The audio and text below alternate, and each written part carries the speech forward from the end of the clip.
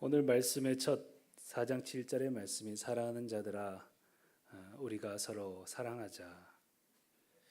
그렇게 사도 요한은 요한 1서 4장 7절을 시작하고 있습니다. 하나님의 사랑은 어떤 것일까? 우리가 익히 알고 듣고 또 그 사랑을 알고 있다고 생각하지만 실제로 그 사랑을 우리가 만나게 될 때, 그게 우리 거듭남의 사건이죠. 정말 하나님의 사랑을 접하게 될 때 우리 인생은 완전히 달라지게 되죠. 그걸 영어로는 터닝 포인트라고도 하고 우리 인생이 완전히 전환되어지는 지점, 이제까지는 전혀 다른 가치로 살아가게 되는 지점, 이전의 나와 이후의 나는 전혀 다른 사람이 되어가도록 그 방향이 바뀌는 그 지점, 그때 우리는 하나님의 사랑을 맛보게 됩니다. 조건 없이 우리를 사랑해 주신 사랑, 그 십자가의 사랑을 경험하게 됩니다. 그런데 하나님의 사랑을 다시 그 이후에 깊이 들여다보면 내가 과연 그렇게 살 수 있을까?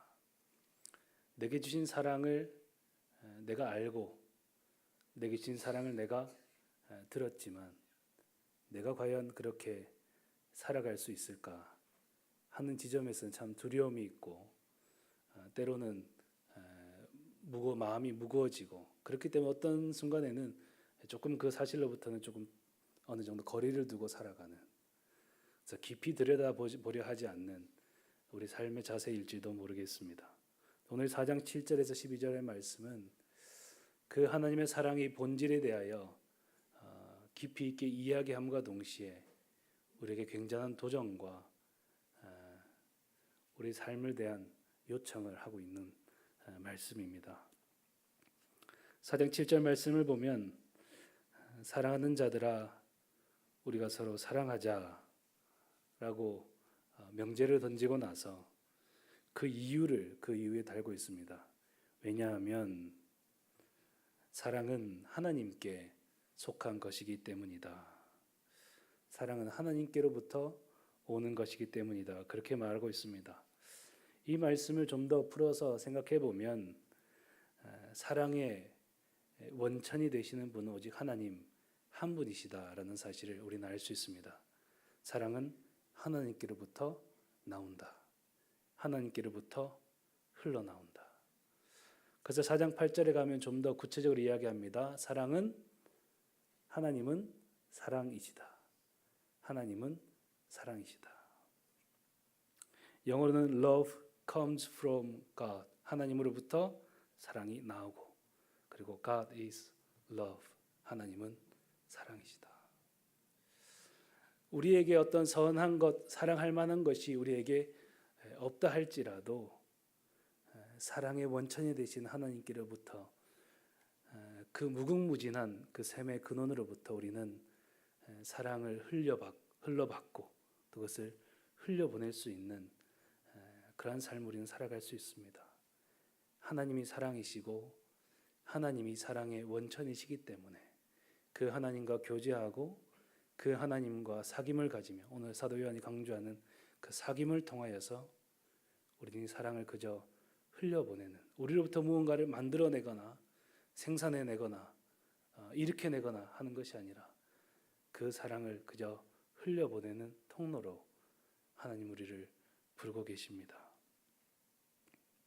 이 말씀을 통하여 다른 곳에서부터 이 사랑이 흘러나올 수 없다는 것, 사랑의 유일한 원천은 하나님 한 분이시라는 사실과, 그러므로 온 세계를 충만케 하시는 그 강의 근원으로부터 온 시내가 강이 적셔지는 것처럼 온 세계를 충만하게 하시는 그 사랑의 원천은 오직 하나님 한 분이시다는 것. 그래서 하나님은 그 사랑을 흘려보낼 준비가 되어 있고 그 사랑의 강과 샘은 무궁무진하며 우리를 통하여 그 사랑이 이 온 세상 가운데 흘러가기를 하나님은 바라고 계십니다. 하나님을 만나고 그분을 알게 된 모든 사람들의 증언, 공통된 증언이 무엇입니까? 바로 4장 8절의 말씀이죠. 하나님은 사랑이시다. 하나님은 사랑이시다. 이 사랑은 조건이 없는 사랑이다. 이 조건은 다함이 없는 사랑이다. 이 사랑은 끝이 없는 사랑이다. 이 사랑은 이유가 없는 사랑이다. 이 사랑은 논리적으로 타당하지도 설명되지도 이치에 맞지도 않다. 이 사랑은 무조건적인 사랑이다. 이것이 공통된 증언이죠. 그러므로 그 위의 말씀이 분명히 말하는 것은 이 하나님의 사랑이심을 알지 못하고 이 사랑을 하지 않는다면 하나님을 알지 못한다. 반대로 사랑하는 자들은 모두 하나님께로부터 난 자들이고 하나님을 아는 사람들이다 라고 7절과 8절에 이야기하고 있습니다.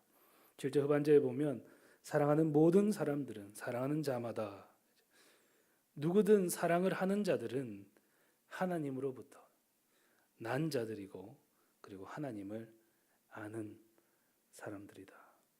물론 이 사랑은 아가페의 사랑을 근원에 두고 있지요. 바로 사랑하는 모든 이들 하나님께로부터 난 자들이고 하나님을 아는 사람들이다. 그러나 반대로 하나님을 알지 못하는 자, 사랑하지 않는 자는 하나님을 알지 못한다.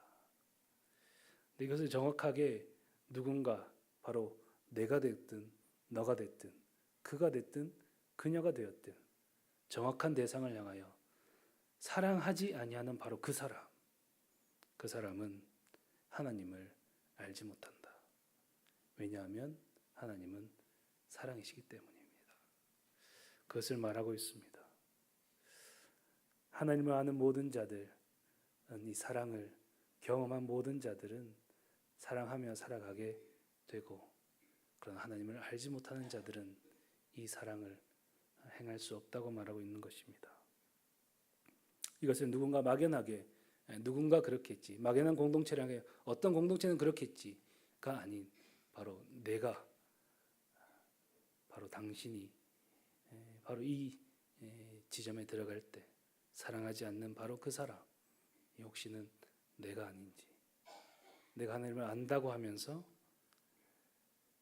하나님께로부터 낫다고 생각하면서 내 안에 과연 그 사랑이 있는지 돌아보실 수 있는 시간이 되길 원합니다. 그리고 4장 9절의 말씀에 가면 그 사랑에 대해서 하나님이 사랑이시고 모든 사랑의 원천이신데 그 사랑은 과연 어떤 사랑인가에 대해서 4장 9절부터 이야기하고 있습니다. 하나님의 사랑이 이렇게 우리 안에서 나타나게 되었습니다 라고 말하고 있습니다. 사랑은 여기 있으니 이렇게 하나님의 사랑이 우리에게 이렇게 나타난 바 되었으니 9절의 말씀을 보면 이렇게 이야기하면서 하나님의 사랑이 이런 방식으로 이렇게 우리 안에서 우리 가운데 나타나게 되었습니다 라고 말하면서 그 이렇게가 어떤 방식인지를 설명하고 있습니다. 바로 그것은 하나님께서 그의 단 하나의 유일하신 아들을 이 땅에 이 세상 속으로 보내셨다. 먼저 그것을 이야기합니다. 하나님께서 유일하신 그의 아들을 세상 속으로 보내셨습니다. 그리고 나서는 무엇을 위해서 보내셨습니까? 라고 누군가 묻는다면 그를 통해서 우리가 살기를 바라시면서 그를 통하여 우리를 살리기 원하셔서 독생하신 아들을 이 땅 가운데 보내셨습니다. 그것을 4장 9절에 말씀하고 있습니다. 이 말씀은 요한복음 3장 16절의 말씀과 일치되어지는 말씀입니다. 요한복음 3장 16절의 말씀을 보면 하나님이 세상을 이처럼 사랑하사 독생자를 주셨으니 이는 그를 믿는 자마다 멸망하지 않고 영생을 얻게 하려 하심이라. 우리를 살리려 우리에게 생명을 주시려 우리가 살 것이라는 소망을 가지고 그 유일하신 아들을 이 세상 속으로 보내셨다는. 그래서 여기서 나타난 세상과 요한복음 3장 10절에 나타난 세상은 동일한 세상을 말하고 있습니다. 그렇게 말씀하면서 이 사랑은 이렇게 나타났다. 하나님께서 그의 유일하신 아들을 이 땅 가운데 보내셔서 우리를 살리고자 우리가 살기를 바라면서 그의 아들을 보내셨다 라고 말하고 나서 4장 10절에 그 말씀을 이어가고 있습니다. 4장 10절에 선언하면서 사랑은 바로 여기에 있습니다. 사랑은 바로 이 안에 있습니다. 이것이 바로 사랑입니다 라고 선언하며 우리가 하나님을 사랑하지 않았지만 우리가 하나님을 먼저 사랑한 것이 아니었지만 그러나 그가 우리를 사랑하셨고 그리고 그의 아들을 우리에게 보내셨습니다. 무엇을 위해서입니까? 라고 누군가 묻는다면 우리의 죄를 속하기 위하여 우리의 죄를 씻기 위하여 우리와 화목하기 위하여 화목제물로 속죄제물로 그의 아들을 보내셨습니다. 그리고 바로 그 지점에 그곳에 사랑이 있다고 선언하고 있습니다. 사도 요한은 정확하게 십자가를 가리키며 바로 그곳에 하나님의 사랑이 있다고 말하고 있습니다. 사랑은 다른 곳이 아닌 다른 어떤 부가적인 설명이 필요한 것이 아닌 사랑은 바로 여기에 있다. 그렇게 말하고 있습니다. 이 말씀 우리에게 적용해 본다면 우리를 사랑하지 않는 사람, 우리에게 호감을 가지고 있지 않고 또 우리에게 잘못과 죄를 지은 사람에게 그러나 우리가 먼저 그를 사랑하고 그의 잘못을 없이 하기 위하여 내가 대가를 지불하고 그와 화해하기 위하여 생명을 다해 생명까지 대가를 지불하며 나아가는 그곳에 사랑이 있다고 말하고 있는 것입니다. 이 사랑은 합리적이지 않습니다. 이치에 맞지도 않습니다. 계산에 따져봐도 뭐가 남는 것이 아닙니다. 이 사랑은 조건이 없습니다. 이 사랑 안에서야 우리가 이것을 사랑으로 인식할 때 비로소 주님의 말씀이 이해됩니다. 제가 마태복음 5장 38절에서 48절 말씀을 읽어드리겠습니다. 이 사랑에서 이 말씀을 들으시길 원합니다. 또 눈은 눈으로 이는 이로 갚으라 하였다는 것을 너희가 들었으나 나는 너희에게 이르노니 악한 자를 대적하지 말라. 누구든지 내 오른편 폐암을 치거든 왼편도 돌려대며 또 너를 고발하여 속옷을 가지고자 하는 자에게 겉옷까지도 가지게 하며 또 누구든지 너로 억지로 오리를 가게 하거든 그 사람과 심리를 동행하고 내게 구하는 자에게 주며 내게 꾸고자 하는 자에게 거절하지 말라. 또 내 이웃을 사랑하고 내 원수를 미워하라 하였다는 것을 너희가 들었으나 나는 너희에게 이르노니 너희 원수를 사랑하며 너희를 박해하는 자를 위하여 기도하라. 이같이 한즉 하늘에 계신 너희 아버지의 아들이 되리니 이는 하나님이 그 해를 악인과 선인에게 비추시며 비를 의로운 자와 불의한 자에게 내려주심이라. 너희가 너희를 사랑하는 자를 사랑하면 무슨 상이 있으리요? 세리도 이와 같이 하지 아니하느냐? 또 너희가 너희 형제에게만 무난하면 남보다 더하는 것이 무엇이냐? 이방인들도 이같이 아니하느냐? 그러므로 하늘에 계신 너희 아버지의 온전하심과 같이 너희도 온전하라. 이것을 사랑으로 인식할 때 이 말씀이 비로소 이해가 됩니다. 하나님의 사랑이 여기 있다는 사도 요한의 고백을 들을 때에 비로소 이 마태복음에 이해되지 않는 말씀이 이해되는 것입니다. 이 사랑은 내게 이만큼 했으니 내가 조금 더 인심을 써서 이만큼 너에게 더 해주었다. 그러나 나는 할 만큼 했다라고 말할 수 있는 사랑이 아닙니다. 이런 계산이 없습니다. 좀 더 과감하게 얘기해서 참 무식할 만한 사랑입니다. 그런데 한 면에서는 굉장히 유식한 지점이 있습니다. 바로 이 사랑 안에서 우리는 하나님과 그의 사랑을 알고 이해한다는 점에서 이 사랑에서 비로소 하나님을 알아간다는 점에서는 우리는 유식해지는 사랑입니다. 세상적으로는 어리석고 말이 안 되는 사랑이지만 하나님을 아는 지식 안에서는 내가 하나님을 안다는 지식 안에서는 이해될 수 있는 사랑인 것입니다. 근데 우리가 잘 아는 바와 같이 이 사랑을 실천하며 살았던 분이 불과 이 땅에 70년 전에 사셨던 분이 계셨죠.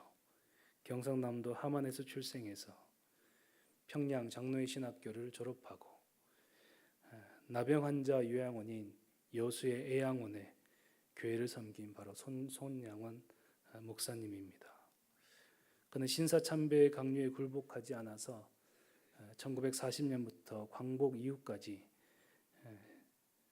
옥에 갇혀 있다가 추록하게 되고, 그리고 1948년 여수 순천 사건 때에 두 아들이 공산주의자 안재선에 의해서 살해되어지죠.